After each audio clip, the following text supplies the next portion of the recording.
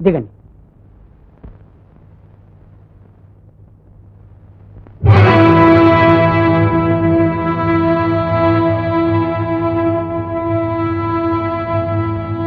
ఇదిగో చూడు బాబు,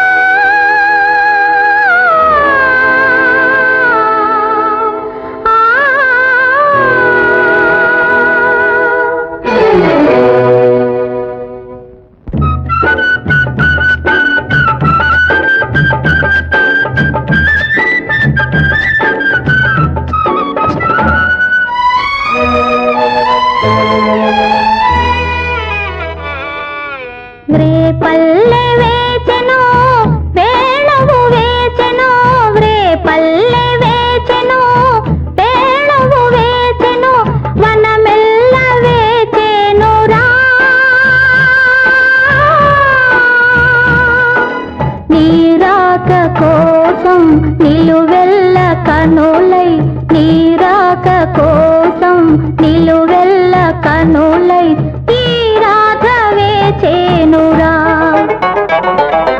రావేలా రావేలా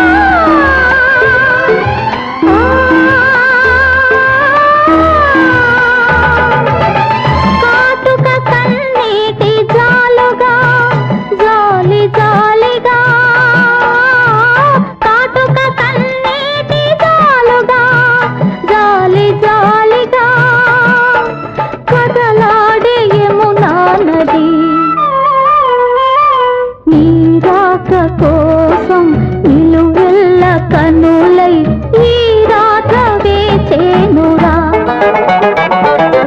రావేలా రావేలా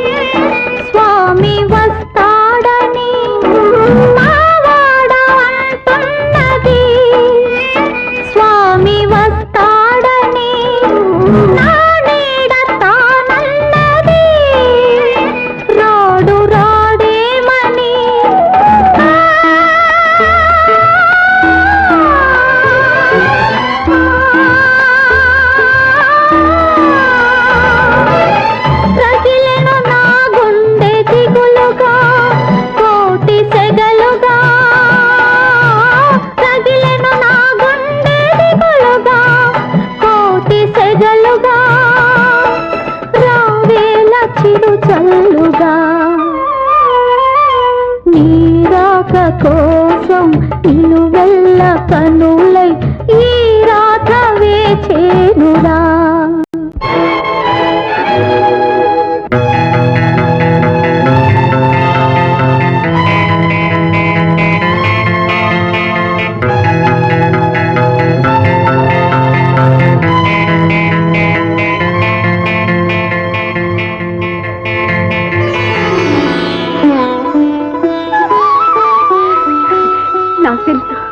మీరు వస్తారని.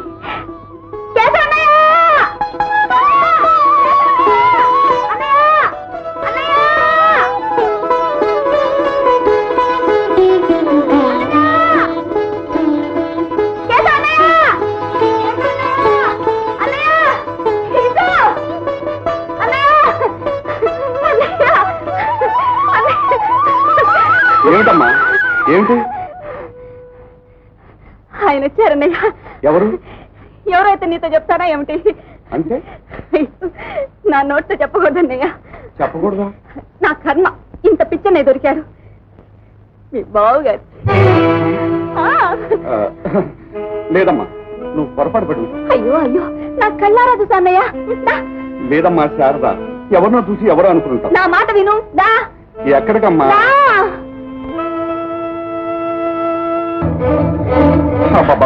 ఎక్కడికమ్మా?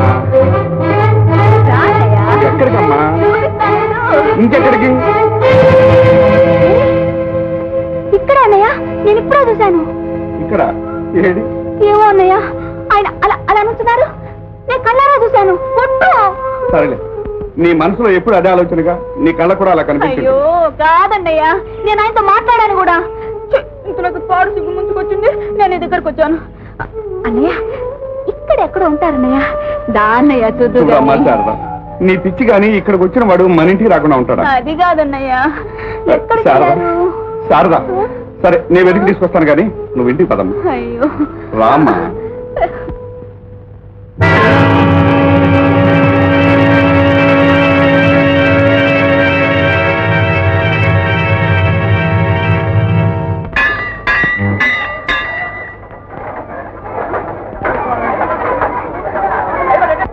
మాస్టరు, మాస్టర్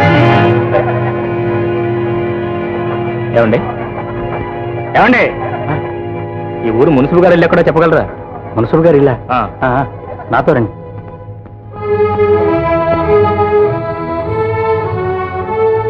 మీరే బాబు, మీరు అడిగిన మున్సిపల్ గారు. నమస్కారం. అరే రే ముత్తి సారా, నువ్వు పెద్ద బిజీ డాక్టర్ కదా, నా పెళ్లికి వస్తావా రావు అని అనుకున్నాను. నీ పెళ్లికి రాకుండా ఉంటారట్రా? మున్సిపల్ గారు, ఇతను మూర్తి. వీడు నేను కలిసి హై స్కూల్లో చదువుకున్నాం. తెలివిగలవాడు, అదృష్టవంతుడు, పెద్ద డాక్టర్ అయిపోయాడు. లోపలికి వెళ్ళు బాబు. రాయ్, అది సరిగానే ముందు నాకు ఈ విషయం చెప్పరా. నేను రేవులో అడుగుపెట్టిన దగ్గర నుంచి చూస్తున్నాను, ప్రతివాడు నా వంక చూసి అదోలా అయిపోవటం, ఏదో దెయ్యాన్నో భూతాన్నో చూసినట్టు కొయ్యబారిపోవటం. ఏమిటిదంతా? I'm really surprise. అదంతా ఒక కథలే బాబు. అచ్చన్ నీలాగే ఒక అబ్బాయి ఉండేవాడు ఇక్కడ. అతను ఇప్పుడు ఎందుకులే బాబు అవన్నీ, నువ్వు ముందు స్నానం చేయాల్సిపోయి ఉంటారా? రా మూర్తి, నీ ప్రాక్టీస్ అది ఎలా ఉంది ఏమిటి? చూడు బాబు, నీకు దారిలో గుడి దగ్గర ఎవరైనా అమ్మాయి కనిపించిందా? అవునండి, కనిపించింది. నన్ను చూడగానే మీరు వచ్చారా అంటూ ఎక్కడ లేని ఆనందంతో అమ్మాయి అమ్మాయి అంటూ పొలాల వైపు పరిగెత్తింది. మేస్తారు, అయిపోయింది మేస్తారు, అంతా అయిపోయింది. ఏమిటండి, ఏమైపోయింది? ఏం చెప్పమంటావు బాబు? అదంతా ఒక విషాద గాథ బాబు. ఇందాక మిమ్మల్ని చూసి పరిగెత్తుకుని పారిపోయిందన్నారే, ఆ పిల్ల మా ఊరికి గోదావరమ్మతో పాటు ఆ భగవంతుడు ప్రసాదించిన వరలక్ష్మి శారద.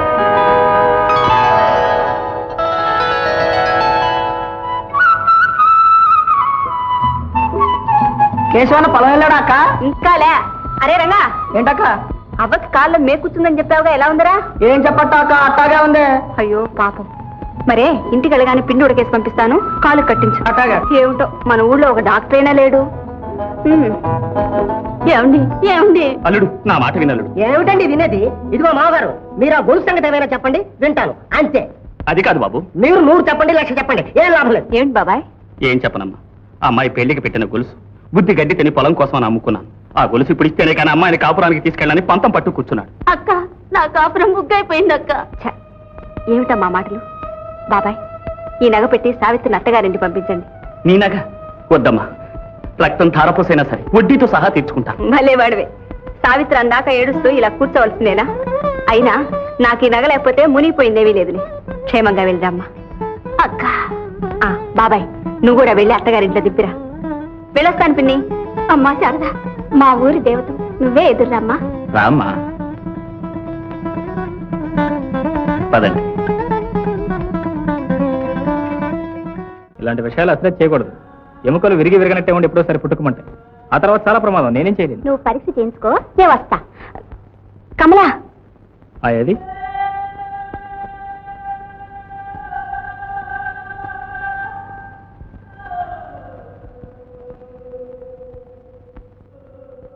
చూడండి.